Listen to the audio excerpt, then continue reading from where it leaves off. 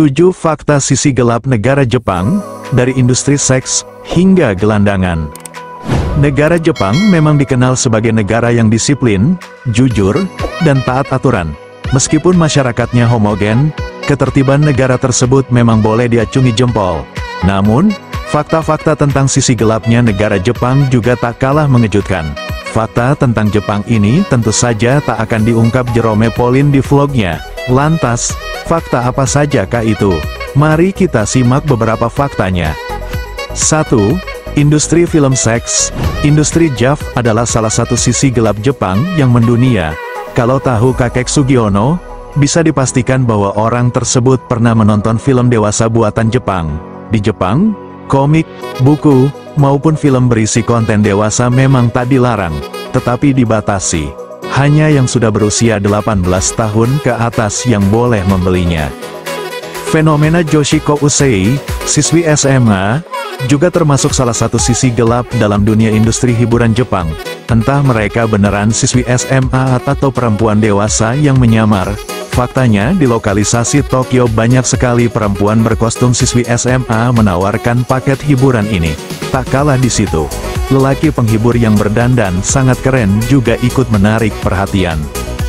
2. Bullying. Di balik disiplin dan mandirinya anak sekolah Jepang, ada fakta mengejutkan bahwa hampir setiap anak pernah mengalami bullying di sekolahnya, baik verbal maupun secara tindakan. Yang paling banyak adalah siswa kelas 2 SD. Data pada 2019, sebanyak 96.366 siswa kelas 2 SD mengaku pernah mengalami bullying. Menurut data juga, dibanding siswa SMP dan SMA, siswa SD justru lebih banyak yang mengalaminya loh. Nobita salah satunya. Sedih ya. Hal yang lebih parah lagi, budaya bullying sudah ada sejak dulu. Bahkan sampai ada yang melakukan bunuh diri. Mereka meninggalkan suicide note dan menulis kalau mereka mengalami bullying. Lantas, apakah pelaku bullying bisa dipenjara? Tentu saja tidak semuanya bisa dikenakan pasal hukum yang berlaku. 3.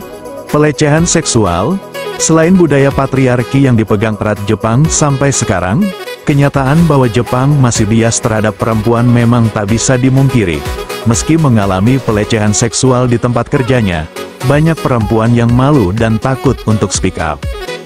Banyak perempuan yang mengalami pelecehan seksual di kereta saat jam-jam sibuk. Saat melapor ke polisi, urusannya panjang dan malah ribet sendiri jadinya. Oleh karena itu, banyak perempuan yang akhirnya tak melaporkannya. Meski sebetulnya ada solusi dari pemerintah dengan menyediakan gerbong khusus perempuan dan sedikit mengurangi kasus pelecehan ini, tapi itu tidak berdampak terlalu besar. Hal yang paling mengejutkan adalah banyaknya pencurian pakaian dalam perempuan. Tak jarang, ini dilakukan ke perempuan yang tinggal sendiri, atau justru malah sudah berkeluarga. Meskipun begitu, hal tersebut juga tak dilaporkan ke polisi. 4.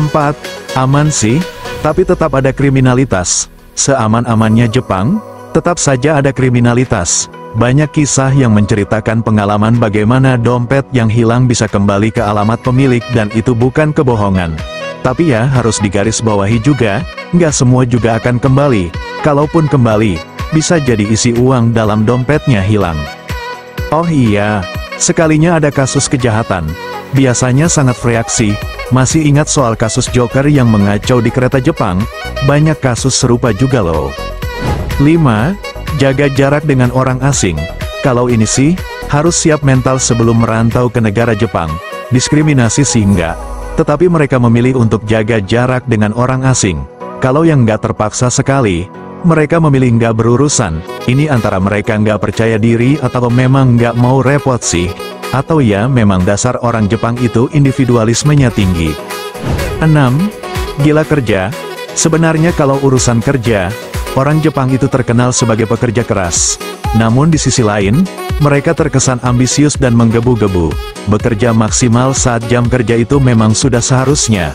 Tetapi kalau di luar jam kerja dan nggak dibayar itu bukanlah hal lumrah. Minum-minum setelah kerja, atau main golf saat weekend adalah budaya kerja mereka. Sesekali sih oke, kalau tiap hari ya capek juga. Oleh karena itu, Pemandangan salariman yang tertidur mabuk di stasiun daerah Tokyo bisa jadi hal biasa. Pulang kerja masih berjas rapi jam 1 pagi.